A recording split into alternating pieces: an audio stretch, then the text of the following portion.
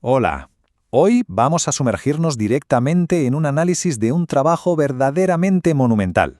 Hablamos de una investigación que le dio la vuelta por completo a nuestra forma de entender la relación entre el ser humano y la naturaleza. En este recorrido por el material original vamos a descubrir cómo unos compuestos diseñados en principio para proteger nuestros cultivos acabaron amenazando la base misma de la vida en el planeta. Se trata, como no, de la obra de 1962 de Rachel Carson, que sacó a la luz el rastro invisible y destructivo de los pesticidas sintéticos. Es una historia sobre química, sobre ecología y sobre todo una advertencia vital. Para entender bien la magnitud de esto, detengámonos un momento en esta cita, tan sombría como poética, de John Keats, que la propia autora utiliza. Claro, es un contraste oscuro y la verdad muy intencionado. Nos obliga a visualizar la tremenda diferencia entre la armonía natural, esa que solemos dar por sentada, y la imagen de un paisaje totalmente silenciado. Y es que este escalofriante silencio no es una simple metáfora literaria que va, sino la dura realidad biológica hacia la que Carson dirigió su mirada. La investigación arranca con una historia que atrapa al instante, una fábula para el día de mañana. Imaginemos por un momento una ciudad idílica en el corazón de Norteamérica, famosa por su alucinante variedad de pájaros y una naturaleza desbordante. Pues bien, de repente, un extraño maleficio se apodera del lugar. Un polvo blanco y granuloso empieza a caer como si fuera nieve sobre los campos y los arroyos. Las aves de corral mueren, las vacas y ovejas enferman, y los médicos no dan abasto con pacientes que presentan dolencias totalmente inexplicables.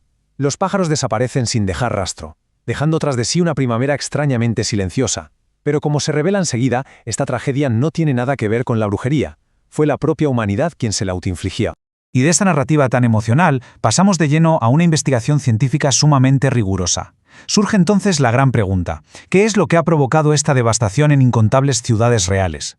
La respuesta nos transporta directamente a la época posterior a la Segunda Guerra Mundial, un momento en el que, se produjo un estallido sin precedentes en la industria química. Y este número ilustra perfectamente la barbaridad del problema. 500. Esa es la abrumadora cifra de nuevos productos químicos que se introducen para su uso práctico cada año. ¡Ojo! Hablamos de 500 nuevos compuestos anuales a los que los cuerpos de los humanos y de los animales deben intentar adaptarse. Pero aquí está el gran dilema. Lograr un equilibrio biológico con el medio ambiente no es algo de un día para otro, requiere milenios, no meses. Al introducir todos estos productos a un ritmo tan vertiginoso, no le dejamos tiempo evolutivo a la naturaleza para que se adapte. Es una velocidad impulsada únicamente por nuestras prisas. Sección 1. La nueva guerra química. Estos compuestos sintéticos, que son extremadamente complejos, nacieron, irónicamente, de las investigaciones bélicas de la Segunda Guerra Mundial. Resulta que los productos letales, diseñados originalmente para aniquilar seres humanos, demostraron ser, tremendamente efectivos contra los insectos. Y aquí la clave está en cómo llamamos a estas sustancias. Etiquetarlas como simples insecticidas es en realidad ocultar su verdadera naturaleza. El término mucho más exacto sería biocidas. Estos polvos y aerosoles no tienen ni idea de diferenciar entre un insecto bueno y uno malo. Poseen el poder universal de acallar el canto de los pájaros, inmovilizar a los peces y cubrir las hojas con una película mortal, arrasando de forma indiscriminada con cualquier forma de vida que se cruce en su camino. Vale, metámonos un poco en la química para entender cómo sucede esto exactamente. Los científicos empezaron a jugar con los componentes básicos de la vida orgánica. Todo comienza con elementos súper sencillos, como el metano. Es una estructura básica, un solo átomo de carbono en el centro, rodeado por 4 átomos de hidrógeno. Es el gas de los pantanos, totalmente inofensivo en la naturaleza. Ahora bien, lo verdaderamente fascinante aquí es la asombrosa manipulación molecular que consiguen los químicos. Se dieron cuenta de que podían arrancar uno de esos átomos de hidrógeno y sustituirlo, por ejemplo, por un átomo de cloro. Y con ese pequeñísimo intercambio molecular ya tenemos cloruro de metano. Se ha alterado de arriba abajo la naturaleza de la sustancia original. Y si llevamos ese proceso ya al extremo, la cosa cambia drásticamente. Para cuando todos los átomos de hidrógeno han sido reemplazados por cloro, esa estructura natural e inofensiva de la que partíamos se ha transformado en tetracloruro de carbono, que es directamente un veneno letal. Así que, a partir de estas ingeniosas manipulaciones de laboratorio, jugando a ser arquitectos con la química del carbono, se ha terminado creando un inmenso arsenal de agentes mortíferos. Sección 2. Elixires de muerte.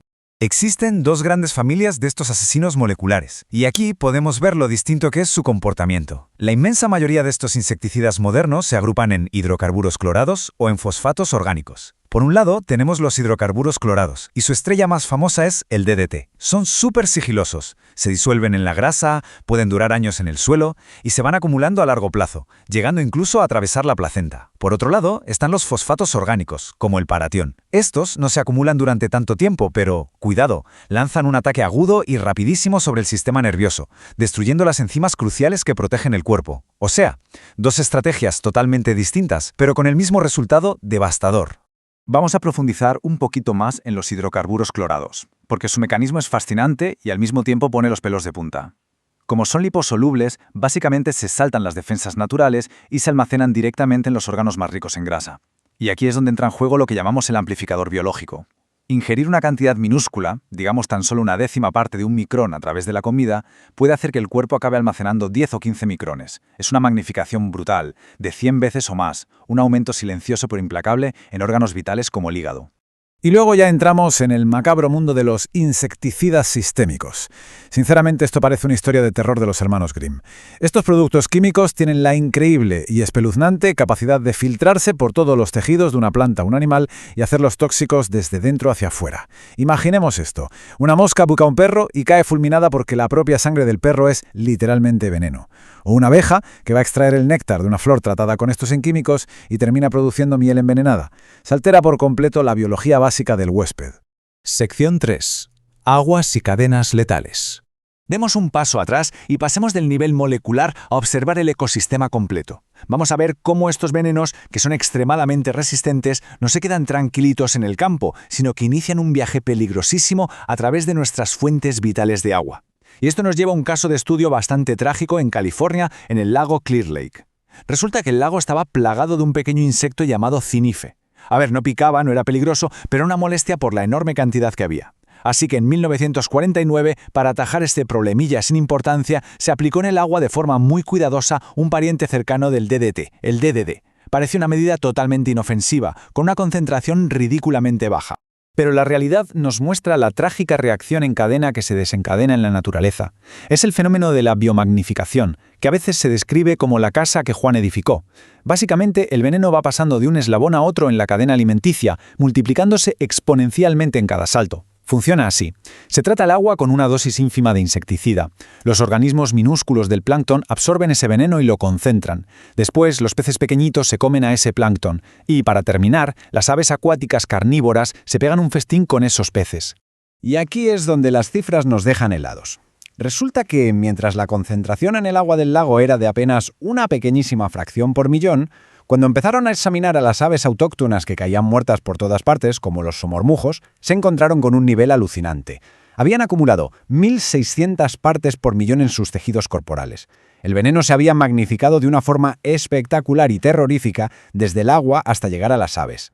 Y llegados a este punto, merece la pena reflexionar sobre esta profunda observación ética que Carlson nos plantea al analizar semejante desastre ecológico. El sufrimiento, invisible pero agónico, de aves y peces que de la noche a la mañana se ven saturados de potentes toxinas nerviosas, saca a la luz un dilema que va muchísimo más allá de la pura ciencia. Nos hace cuestionarnos seriamente el tremendo coste moral de arrojar estos químicos en el mundo vivo que al fin y al cabo compartimos.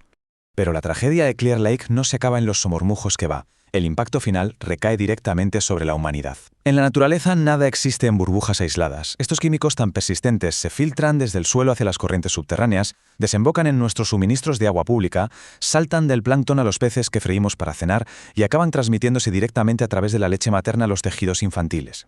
Es, sin duda, una auténtica herencia invisible que se instala de forma permanente en nuestras células. Para poner el broche de oro a este análisis, nos queda una pregunta de esas que invitan a la reflexión. Esa arrogancia de llevar a cabo una guerra química total y sin miramientos contra el entorno ha resultado ser, paradójicamente, una guerra contra nosotros mismos. A medida que seguimos alterando los pilares básicos del ecosistema global, cabe preguntarse, ¿estamos realmente dispuestos a asumir las oscuras e impredecibles consecuencias que esto tiene para nuestra propia supervivencia? Ahí queda eso para pensarlo.